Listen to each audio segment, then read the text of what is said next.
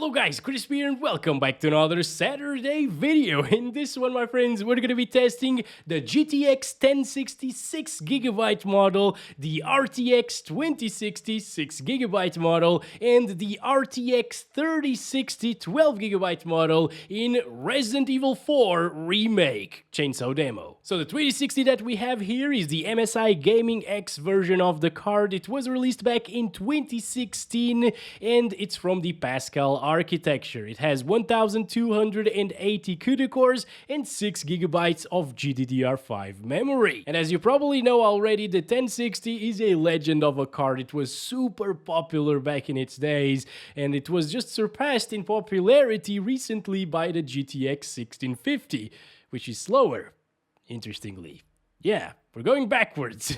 Next we have the RTX 2060 6GB model as well. This one has GDDR6 memory instead of GDDR5 on the 1060. It's the Palit version of the card. It's based on the Turing architecture. It has 1920 CUDA cores, so a good bump up over the 1060 in that regard. But it also was way more expensive at $350 MSRP compared to the 1060's $250 MSRP. And finally, the 3060 that we have here is the Afox model of the card, released back in 2021. Based on the Ampere architecture, it has 3584 CUDA cores, a big bump up again over the 2060, although the Ampere cores work a little bit differently. And this one got a good boost in memory size to 12GB, although there was also a 2060 12GB. So yeah, there's that, but that was way less popular anyways. It also has GDDR6 memory and it released for $329, so slightly less expensive than the 2060, but actually it cost more, about like $600 when it came out because of the mining and the shortage and stuff.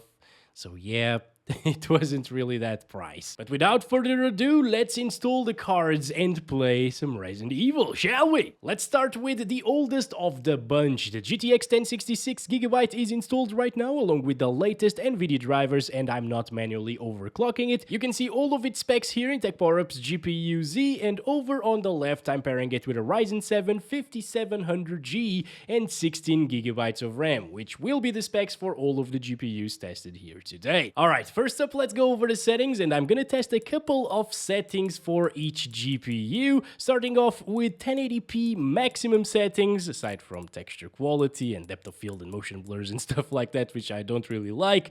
But yeah, this is not adequate for a 1060 whatsoever. We're gonna test like medium settings later, but it is just so we can compare the GPUs a little bit in this video as well. You know, for a proper comparison, we need to play with the same settings with all of them. So I'm gonna start counting our FPS and play through this intro scene here. You can see that the frame time graph is not stable whatsoever, and it's not because we're running out of VRAM or anything. I'm really impressed that this is the case, because I've seen this same behavior on the HD 7970, which is a much older card from 2012 or 11. It was actually released in January of 2012. It doesn't matter, but yeah, I thought that GPU was struggling with the frame time consistency because of its old architecture and its old drivers. But we're running the latest drivers here on the 1060, and it's still having some frame time issues.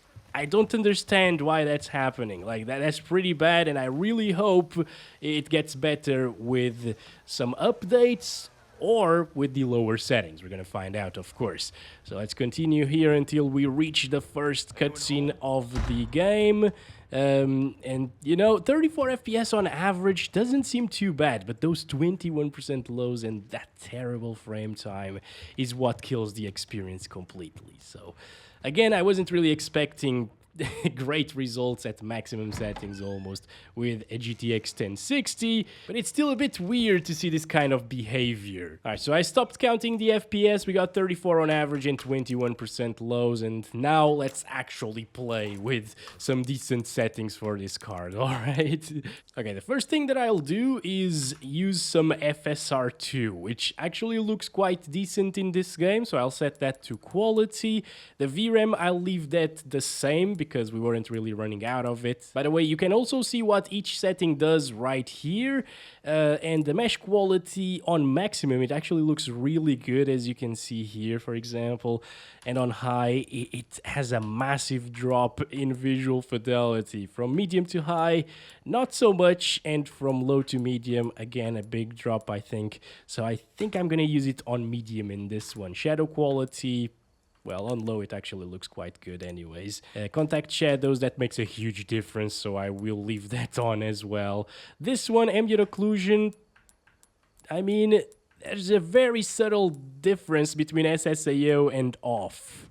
I think I'm gonna disable that and keep the contact shadows on. Now, volumetric lighting, that makes a huge difference, but you know, I bet it's super intensive, so I'll turn that off. Particle lighting quality, it's on high. It doesn't really make that much of a difference. Let's keep it on low. The bloom now, this doesn't really affect FPS too much. I think it looks better with it enabled here.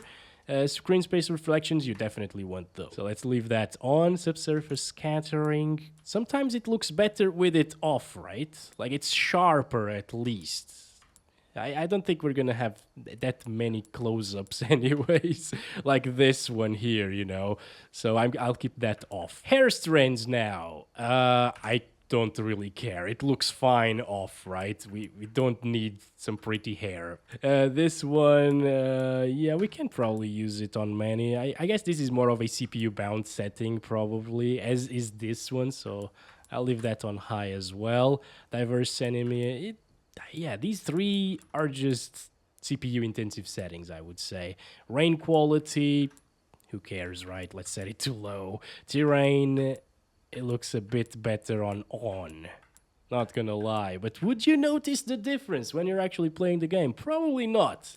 And it saves quite a bit of power, so I'll turn that off. All right, destructible environments, I think that's pretty important. Also, probably CPU bound. Lens flares is just like bloom. You can keep that on or off. It doesn't really affect your FPS too much, if at all, honestly. Lens distortion, I don't like this. Depth of field, I also don't like this. And this one, what does this do? Ooh, okay, that's quite a bit of a difference. But you know, on a 1060, I might want to keep it on low. All right, so these are the settings. Let's recap quickly here. All right. Feel free to pause the video or set it to like 0.285 speed or whatever if you want to take a better look. And let's restart the game to fully apply things. Okay, here we have it, guys. We can achieve 60 FPS. Let's see if it stutters, though. Let's take it slow as well, because I went very slowly the last time around. So keep it a little bit more consistent, okay?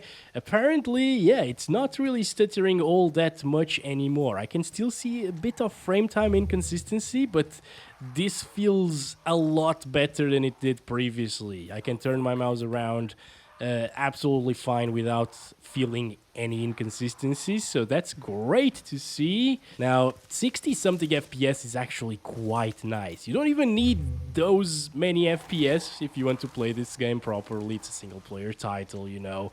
But it feels way better, obviously. I would totally enjoy the game way more like this than at like 30 FPS locked with close to max settings. Visuals. Inside of here we get 70s. That's still pretty good. 69 on average. Look at that. Amazing stuff. Oh, yes. And during the cutscene, it will go up even further. But we're not going to go to the cutscene right away. Let's go outside again, which is a little bit more intensive, as you know. Okay, it's this way probably. I'm already getting lost. And I want to check something out. I want to enable the terrain option to see how intensive it is. And I'll leave the FSR on quality and everything else the same. Alright, 60 still, even with the terrain set to on. I'm not sure why it's an on or off switch, because it doesn't really make any sense to just disable terrain completely, right? It should have been called something else. It's kind of a little bit weird of a setting, honestly. But let's continue here. I guess it's a little bit slower. It's dropping sometimes from 60 more than previously, but it is still super playable here. And if you're wondering, without the FSR setting, if you don't like the look of it here in this game, it's not the best implementation that I've seen, but it does look decent. Yeah, this is way sharper though, and you lose like 15 FPS or so. So yeah, you can still play the game at native 1080p if you want to. The FPS will just be way, way lower, as you can see, in the 40s. It's still very playable though, don't get me wrong. Again, single player game, it will probably even be playable with 30 FPS, for example, with a lock, without any stuttering. Should be very doable and enjoyable. But I do like my 60s. And honestly, if you really, really want that sharper 1080p look instead of FSR in this one, I would still play it using these settings with 40 plus FPS all of the time, basically, because it feels way better than it did previously. When you drop it to the 30s, as you saw, it stutters a heck of a lot. So let's move on to the 2060 now. Here we go. The 2060 is now installed with the latest Nvidia drivers, of course. I'm not overclocking it. You can see all of its specs once again here in Tech Power Up's GPU Z. And over on the left, we're pairing it with the same Ryzen 7 5700G and 16 gigs RAM. Let's go. All right, let's start with the same 1080p, almost maxed out settings as the GTX 1060. So this is it, exactly the same setting, so we can compare things one to one or apples to apples. And let's walk through this area once again. And as you can see right away, instead of getting lower 30s, we're getting lower 50s. That is a massive improvement. The difference in FPS average, at least, is insane between these two cards. So the 2060 is definitely much more capable than the 1060. Unfortunately, however, you can see those weird frame time bugs or issues still happening. So the game still stutters a lot, even with a much more powerful GPU. Again, I'm not sure if it's because of the VRAM usage. It's at 5.4 gigabytes, so I don't think it's maxed out. It's just the game itself. It has some very weird problems indeed. Also, I think this first part of the map is also pretty intensive because it has a lot of vegetation. Usually vegetation is really intensive in games. So yeah, that's why I'm testing it right here and not playing through the game, you know. Also because it's a linear game and things are always different, and for comparison's sake, we need to repeat the same thing over and over again, which I'm not really a fan of. That's why I don't test a lot of linear titles. Anyway, 58 FPS on average and 1% lows. On paper, it looks way better of an experience than the GTX 1060, right? But off paper, actually playing the game, it's not that much better. Let's adjust some of the settings in hopes of making it more playable. Or first, actually, let's try to lock it to 30 to see if... First of all, the difference in smoothness is just insane, but I just want to see if the stability improves. I still see a lot of frame time issues there, and it kind of doesn't really feel like 30. I'm not sure if it's because we got used to like 50 or 60 here. But it feels like 25 or something like that. It's really weird. We really need to adjust settings, alright guys? So first up, let's set it to variable again, and let's start doing this mesh quality. Let's set this one to medium again. Shadow quality, we don't need that on max. Let's set it to like high on the 2060. I think that's good. Contact shadows, we'll leave that enabled. Ambient occlusion, SSAO looks all right. Volumetric lighting, there is almost no difference between minimum and maximum here. Look at this. What? All right, I'll leave that on minimum then. Particle lighting quality, it's just freaking raindrops. I don't really care. Bloom, let's turn that on. Screen space reflections, it looks great. Subscribe, surface scattering. Again, I'm not really... I don't really care about these close-ups. Okay, the hair, we can turn that off right now. Persistent corpses, many corpses, high. Yeah, let's leave that as is. Rain quality. You know, it seems like it isn't even raining on low, so I'm going to set that to high here on 2060. Terrain on, the structural environments as well, lens flares, lens distortion off. This, I'll set this to high as well. Yeah, that's way better. And this to low. So these are the settings right now. Let's recap quickly here. All right. You can see that. And also, I didn't really find any option for DLSS, weirdly. The game supports ray tracing and it has FSR2, but no DLSS, which is pretty weird. And on a card like this, I think we will stay above 60 even at native resolution, so I won't use FSR2. Alright guys, let's start counting those FPS, and it's well above 60 frames at the moment, even outside, which is awesome to see. Frame time issues are still there, slightly, but not as noticeable. It's just like with the GTX 1060, whenever it reaches 60 FPS plus, or like 50 plus all of the time, I guess, it doesn't really feel bad even when there are some inconsistencies there in the graph. So this is an alright experience. I really want to pan around while some stuttering is occurring so I can feel that. Doesn't feel bad whatsoever, actually, guys. Yeah, right now the graph is a little bit crazy and it's okay. And 69 FPS on average once again. So that's how you know these settings are very adequate for these cards. Yeah, I think these are the perfect settings to play with the 2060, honestly. It looks almost the same as previously. I'm gonna say, if I'm not seeing things side by side, I would say it's the same thing. We're playing with the exact same settings. So that's great. It's still sharp and detailed because it's still at native resolution as well. And yeah, it's alright. I would much rather have this experience than like maxed out settings with FSR2 on quality, which looks a little bit more pixelated. Of course, inside you can get 80s. Actually, I thought it would get a little bit higher than 80s. During the cutscene, it will definitely get that, though. But it is pretty comfortable right now, I would say. Yeah, very, very comfortable indeed. Skip the cutscene, walk around, shoot the soup. Very important thing to do, of course. And those are really good averages now. Yeah, 2060 has no problem playing with what I'd say are like high settings. Let's move on to the 3060. And lastly, we got the 3060 installed along with the latest Nvidia drivers again. And by the way, I am DDUing all of the drivers previously and then installing the GPU and installing the new drivers downloaded again from Nvidia's website. So there's that. And you can see all of its specs once again in Tech Power-Ups GPU Z. In this PC, I don't have resizable bar or PCI Express 4.0, but it doesn't really affect performance by too much, at least this setting right here. And over on the left, again, Ryzen 7 5700G and 16 gigs of RAM. Alright guys, let's go and start counting our FPS. It is getting very close to 60, so about like, what, 10 more frames than the 2060? That is not really that impressive. I was expecting a way bigger jump in performance. Like, look at this. It still drops into the 50s very often.